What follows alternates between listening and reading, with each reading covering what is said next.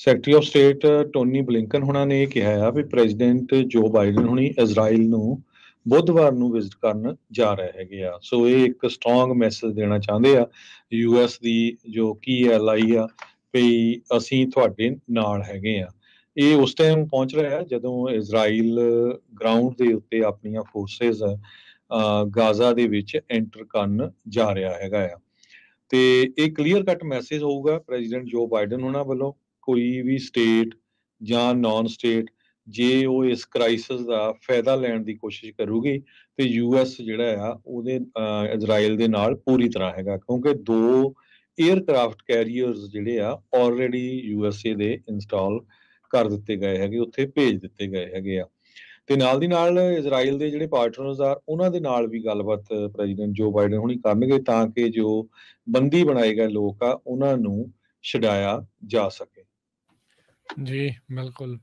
ਉਧਰ ਕੈਲੀਫੋਰਨੀਆ ਦੇ ਵਿੱਚ ਸਟਾਰਮ ਤੋਂ ਪ੍ਰਭਾਵਿਤ ਸਾਲ ਦੇ ਜਿਹੜੇ ਸ਼ੁਰੂਆਤ ਦੇ ਵਿੱਚ ਕਾਫੀ ਜ਼ਿਆਦਾ ਮੀਂਹ ਪਏ, ਬਹੁਤ ਸਾਰੇ ਜਿਹੜੇ ਹੜ੍ਹ ਆਏ ਸੀ, ਉਹਦੇ ਕਰਕੇ ਟੈਕਸ ਦੀ ਡੈਡਲਾਈਨ ਨੂੰ ਅੱਗੇ ਐਕਸਟੈਂਡ ਕਰ ਦਿੱਤਾ ਗਿਆ ਸੀਗਾ। ਹੁਣ ਇੱਕ ਵਾਰੀ ਫੇਰ ਉਸੇ ਹੀ ਟੈਕਸ ਡੈਡਲਾਈਨ ਨੂੰ ਜਿਹੜੇ ਕੈਲੀਫੋਰਨੀਆ ਦੇ ਹੜ੍ਹ ਪ੍ਰਭਾਵਿਤ ਸਟਾਰਮ ਪ੍ਰਭਾਵਿਤ ਲੋਕ ਆ ਉਹਨਾਂ ਦੇ ਲਈ ਐਕਸਟੈਂਡ ਕਰ ਦਿੱਤਾ ਹੈ। ਫੈਡਰਲ ਟੈਕਸ ਇਸ ਸਾਲ ਜਿਹੜਾ ਤੁਹਾਨੂੰ ਭਰਨ ਦੇ ਲਈ ਹੁਣ 16 ਨਵੰਬਰ ਤੱਕ ਦਾ ਵਕਤ ਜਿਹੜਾ ਆ ਉਹ ਦਿੱਤਾ ਗਿਆ ਆ। ਕਹਿੰਦੇ ਵੀ ਜਿਹੜੇ W2 ਫਾਰਮਸ ਆ ਉਹਨਾਂ ਨੂੰ ਵੀ ਟਰੈਕ ਡਾਊਨ ਕਰਨ ਦੇ ਵਿੱਚ ਟਾਈਮ ਲੱਗ ਸਕਦਾ ਆ। ਸੋ ਟੈਕਸ ਫਾਈਲਿੰਗ ਡੈਡਲਾਈਨ ਕੈਲੀਫੋਰਨੀਆ ਦੇ ਰੈਜ਼ੀਡੈਂਟਸ ਦੇ ਲਈ ਇਹ ਜਿਹੜੀ ਆ ਸਪਰਿੰਗ ਤੋਂ ਜਿਹੜੀ ਸ਼ੁਰੂ ਹੋਈ ਸੀ ਉਸ ਨੂੰ ਹੁਣ ਜਿਹੜੀ ਆਉਣੀ ਸੀਗੀ ਤੇ ਉਹਦੇ ਵਿੱਚ ਉਸਨੂੰ ਐਕਸਟੈਂਡ ਕਰਕੇ ਅਗਲੇ ਮਹੀਨੇ ਨਵੰਬਰ ਦੇ ਵਿੱਚ ਕਰ ਦਿੱਤਾ ਗਿਆ ਆ। 55 ਕਾਉਂਟੀਜ਼ ਜਿਹੜੀਆਂ ਕੈਲੀਫੋਰਨੀਆ ਦੇ ਉਹਨਾਂ ਦੇ ਵਸਨੀਕਾਂ ਨੂੰ ਇਹ ਜਿਹੜੀ extension automatically federal tax returns ਭਰਨ ਦੇ ਲਈ ਅੱਗੇ ਜਿਹੜੀ ਆ ਉਹ ਵੱਧ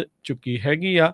ਲੈਸਨ, ਮਡੌਕ, ਸ਼ਾਸ਼ਤਾ ਕਾਉਂਟੀ 3 ਜਿਹੜੀਆਂ ਕਾਉਂਟੀਜ਼ ਆ ਉਹਨਾਂ ਨੂੰ ਇਸ ਟੈਕਸ ਡੈਡਲਾਈਨ ਦੀ ਐਕਸਟੈਂਸ਼ਨ ਚੋਂ ਬਾਹਰ ਰੱਖਿਆ ਗਿਆ ਆ। ਕੁੱਲ 58 ਜਿਹੜੀਆਂ ਆ ਕੈਲੀਫੋਰਨੀਆ ਦੀਆਂ ਕਾਉਂਟੀਜ਼ ਆ ਉਹਨਾਂ ਚੋਂ 55 ਨੂੰ, ਬੇ ਏਰੀਆ ਦੀਆਂ ਸਾਰੀਆਂ 9 ਕਾਉਂਟੀਜ਼ ਨੂੰ ਵੀ ਇਹ ਜਿਹੜੀ ਐਕਸਟੈਂਸ਼ਨ ਆ ਉਹ ਮਿਲੀ ਹੈਗੀ ਆ। ਇਹ ਐਕਸਟੈਂਸ਼ਨ ਇੰਡੀਵਿਜੂਅਲ ਤੇ ਬਿਜ਼ਨੈਸਿਸ ਦੋਨਾਂ ਦੇ ਲਈ ਅਪਲਾਈ ਜਿਹੜੀ ਉਹ ਕਰਦੀ ਹੈਗੀ ਆ। ਜੀ ਬਿਲਕੁਲ। ਤੇ ਅਗਲੀ ਖਬਰ ਵੱਲ ਚਲੀਏ। ਇੱਕ 4.8 ਮੈਗਨੀਚਿਊਡ ਦਾ ਭੂਚਾਲ ਨਾਰਦਰਨ ਕੈਲੀਫੋਰਨੀਆ ਦੇ ਵਿੱਚ ਆਇਆ ਹੈਗਾ, ਹੰਬਰਡ ਕਾਉਂਟੀ ਦੇ ਵਿੱਚ।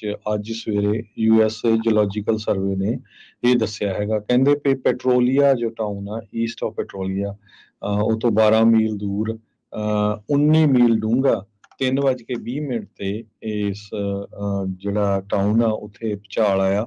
1000 ਦੇ ਕਰੀਬ ਲੋਕ ਇਸ ਏਰੀਏ ਦੇ ਵਿੱਚ ਰਹਿੰਦੇ ਹੈਗੇ ਆ। ਐਪੀ ਸੈਂਟਰ ਇਹਦਾ 35 ਮੀਲ south of large town of Eureka ਸੀ ਤੇ 370 ਲੋਕਾਂ ਨੇ ਰਿਪੋਰਟ ਕੀਤਾ ਵੀ ਅਸੀਂ ਜਿਹੜੇ ਆ ਝਟਕੇ ਫੀਲ ਕੀਤੇ ਹੈਗੇ ਆ। ਨਾਰਦਰਨ ਕੈਲੀਫੋਰਨੀਆ ਦੇ ਵਿੱਚ ਬਹੁਤ ਭੂਚਾਲ ਜਿਹੜੇ ਆ 4-5 ਮੈਗਨੀਚਿਊਡ ਦੇ ਆਉਂਦੇ ਰਹਿੰਦੇ ਆ। ਜੀ